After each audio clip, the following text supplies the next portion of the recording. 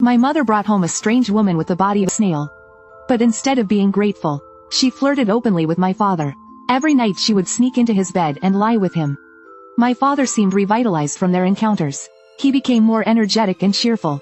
Seeing my father so rejuvenated, the other men in the village couldn't help but ask, "What's it like being with the snail woman?" In his usual carefree manner, my father invited them to his room. The next morning, men came out arms around each other laughing. One of them exclaimed, "She's unlike anything I've ever experienced. She held on to me so tightly I thought she'd never let go." Hearing this, my mother muttered under her breath, "They've all lost their way. Daring to mess with a snail woman. They've forgotten the old ways." I asked her curiously, "Mom, who exactly is this snail woman?" With a venomous glance at the men, my mother replied, "The village teachings say that if you meet a snail woman you must treat her well, or else misfortune will follow." Hearing this, my father took a drag from his pipe and said, "Aren't we taking care of her all night?" Ever since finding pleasure in her company, my father developed selfish ideas. Each night he sat outside her door, asking the men for money. But strangely, the men seemed addicted, visiting night after night. "You smell it? Her skin carries a fragrance. Yeah, it makes me feel so alive." But every time I brought her food I noticed nothing fragrant. Just a fishy stench. And her shell grew brighter, quivering at the slightest touch. Something didn't feel right, so I whispered my concerns to my mother. She dropped what she was doing and said, "Could she be about to shed her shell?" When the news spread, the men were thrilled, but the village women had long disapproved of her. Afraid to confront the men, they vented their frustration at my mother. With mocking tones they said, "You're the kindest one in the whole village. Not only did she bring home a seductress for her man, but she also managed to charm the men from our family." Widow Wang swayed her slim waist and chimed in, "Exactly, like they say a dog can't stop eating its own filth, always repeating the same mistakes." Hearing Widow Wang's words made my mother so angry she started coughing. "If it wasn't for your slander back then, none of this would have happened." Widow Wang's eyebrows shot up at the accusation. She started spouting vile words. I quickly grabbed my mother and pulled her away toward home. "Mom, why not just send that snail girl away? I don't feel comfortable with her staying in our house." But my mother shook her head. "It's not that simple. Not only are all the village men drawn to her, there's no precedent in the ancestral rules to send her away." Talking about it, my mother's face grew even darker. I quickly tried to calm her down, but deep down I had other plans. That night I sneaked into the ancestral temple. I wanted to uncover the mystery behind the snail girl. Our ancestral rules can only be viewed on one's coming of age day. Normally they are kept locked in the temple cabinet. Fortunately, the windows of the temple were already broken. With a gentle push I slipped inside. Under the moonlight I found the cabinet. I carefully took out the ancestral book. I flipped through it looking for any mention of the snail girl. The book said, "The snail girl embodies fortune. She must be cared for properly upon her appearance. Otherwise disaster will befall the village." No wonder, our village survives by raising snails. Maybe the snail girl really is fortune in human form. But the more I looked at the illustrations the more uneasy I felt. The shell of the blessed snail girl in the book was pure white. Yet the shell of the snail girl in our home was colorful. I couldn't figure out what this difference meant. When I hurriedly returned the book and sneaked back out, I saw Widow Wang carrying a basket of spirit money, the kind burned for the dead, heading toward the snail farm. But the village graveyard isn't in that direction. Where could she be going with spirit money in the middle of the night? Just as I was about to follow her to see what was going on, my mom suddenly appeared behind me. "It's so dark out. What are you doing here?" I stammered awkwardly. "Nothing. I just thought of the ancestral rules about the snail girl, so I came to check." My mom sighed and said, "You saw it all? The ancestors said the snail girl embodies fortune, but the one in our house feels different." Then, as if remembering something, her expression turned sorrowful. "Whether it's fortune or disaster, it's karma. Let the villagers deal with it." I nodded and glanced toward the side path, only to find that Widow Wang was already gone. When I got home I found a crowd of men gathered outside my father's room. I squeezed in to see what was happening, only to discover that the snail girl's shell was coming loose. Seeing the excited expressions on the men's faces made me feel even more uneasy. The shell was like a bright mushroom. The brighter it is, the more poisonous. If she really brings disaster, won't my mom be the one to suffer again? To keep her from being blamed, I waited for a day when both my parents were out. I sneaked into the snail girl's room. As soon as I entered, a foul stench hit me in the face. Covering my nose, I walked to her side. "Sorry, I have to send you away. You don't want to be tormented by these men every day, do you? I'll take you out of the village." After saying that, I carefully lifted her onto a small cart and wheeled her out the door. But to my surprise, I ran into Widow Wang under the big pagoda tree at the village entrance. She stared at me and the snail girl in disbelief. "Where are you taking her?" I stood there frozen with nerves. unable to say a word. Seeing my reaction, Widow Wong guessed most of the truth. Go along the riverbank, no one will see you there. I hadn't expected Widow Wong, always so harsh, to actually help me. I quickly wheeled the snail girl toward the riverbank. But I never expected. I had only taken a few steps when angry shouts erupted behind me. My dad rushed over and kicked me to the ground. You little brat, where do you think you're taking the snail girl?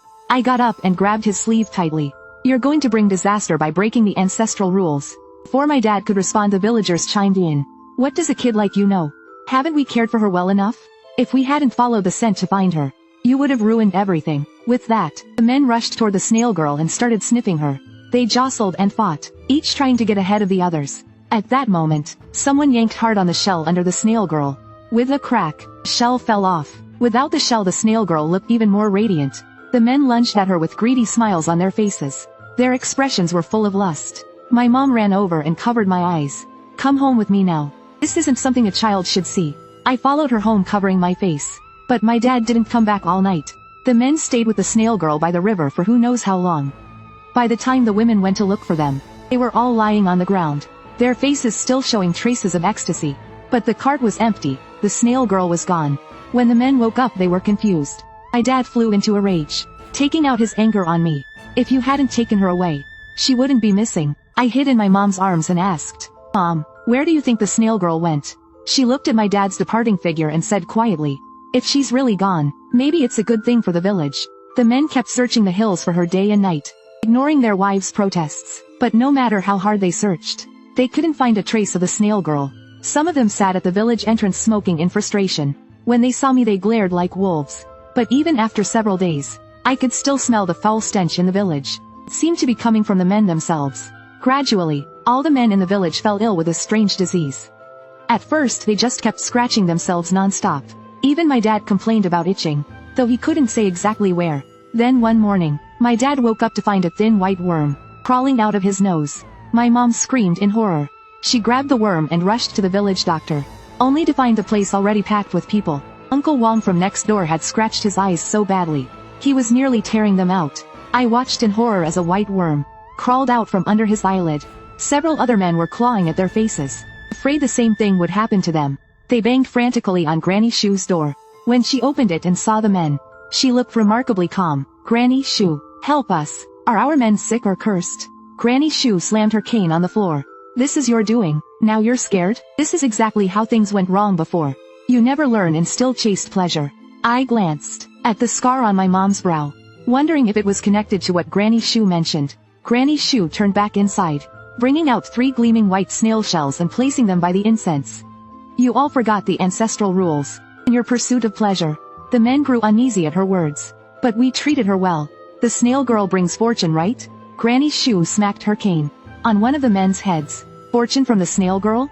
Are you blind? The real fortune-bringing snail girl is pure and flawless. Think carefully. Was the woman you brought back pure? The men started realizing something was off. Granny Shu's face darkened as she said, it must be that woman from before. Granny Shu muttered. Hearing this, my dad snapped out of it and slapped my mom across the face. Did you bring her back on purpose? The other villagers began shouting angrily. Years ago she brought that temptress into the village, and now she's brought back a strange snail girl to curse us. It must have been intentional. My mom couldn't defend herself. Her eyes filled with tears. The villagers, furious, grabbed her, demanding she be locked up in the water dungeon. Granny Shu, leaning against the offering table, said calmly, what's the point of blaming her? The important thing now is to stop the infection. The villagers, still enraged, refused to listen. They kept dragging my mom away. I tried desperately to stop them, but it was useless. Seeing that they were about to lock her in the water dungeon, I turned to Granny Shu and pleaded, if we have the snail girl's shell, can it cure the men? It was a desperate suggestion. I remembered seeing the shell fall and roll toward the river that day. I grabbed it just in case the snail girl returned. Granny Shu's eyes lit up at my words. Do you really have it? You have the shell? I nodded firmly. But you have to release my mom first. Uncle Wong squinted and sneered. If your mom hadn't meddled, we wouldn't be in this mess. We won't lock her up for now, but she stays confined until we're cured. My dad kept his distance, eager to cut ties with my mom. Seeing the twisted faces of the men, I reluctantly agreed. I brought the shell from the cellar and handed it to Granny Shu. She stared at the eerie, brightly colored shell for a long time. After a moment, she took a jar of real gar wine and poured it over the shell. Thick smoke immediately rose from the shell. When the smoke cleared, a stream of blood-red slime oozed from the shell. What is this? It stinks so much. The villagers took a few steps back.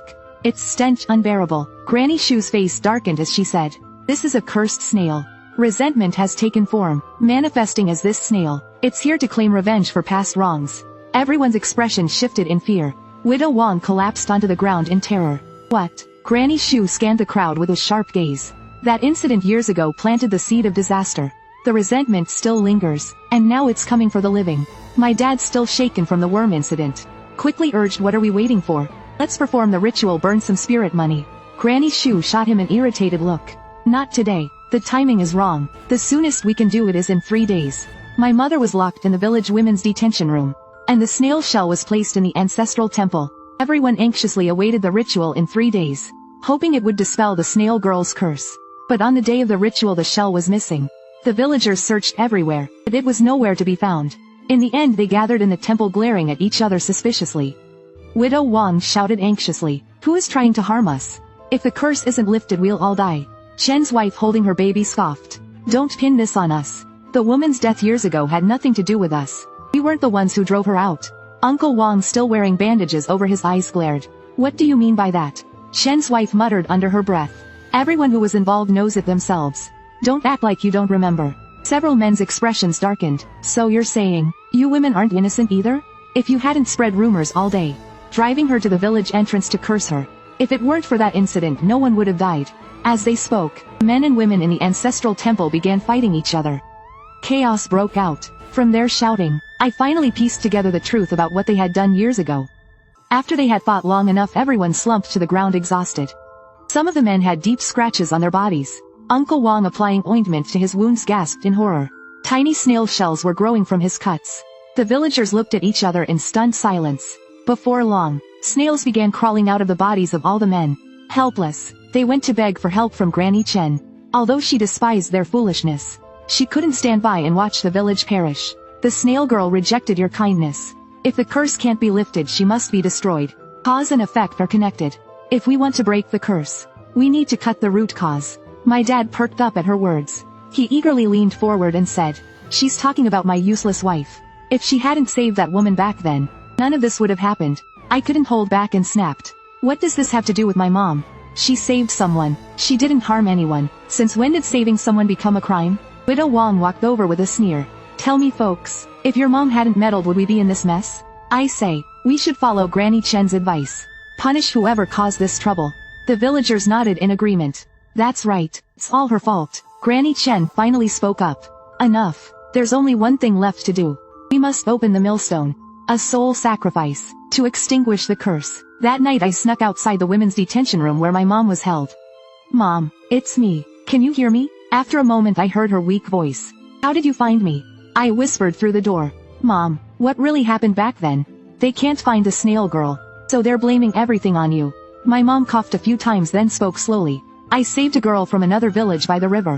They said she tried to drown herself after a failed escape from marriage. I took her in and let her stay at the snail farm.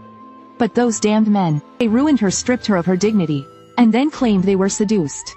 Especially Widow Wang, jealous of the girl's beauty, spreading nasty rumors. The women of the village couldn't vent their anger on their husbands, so they turned on that poor girl. It's so many of them. They beat her mercilessly. The men, afraid her family would come looking for her, threw her still alive into the snail pit, and then they set it on fire. I could only gather the clothes she wore, and set up a memorial for her in the back hills." The back hills. I pondered quietly for a while. Before leaving I whispered quickly, "Mom,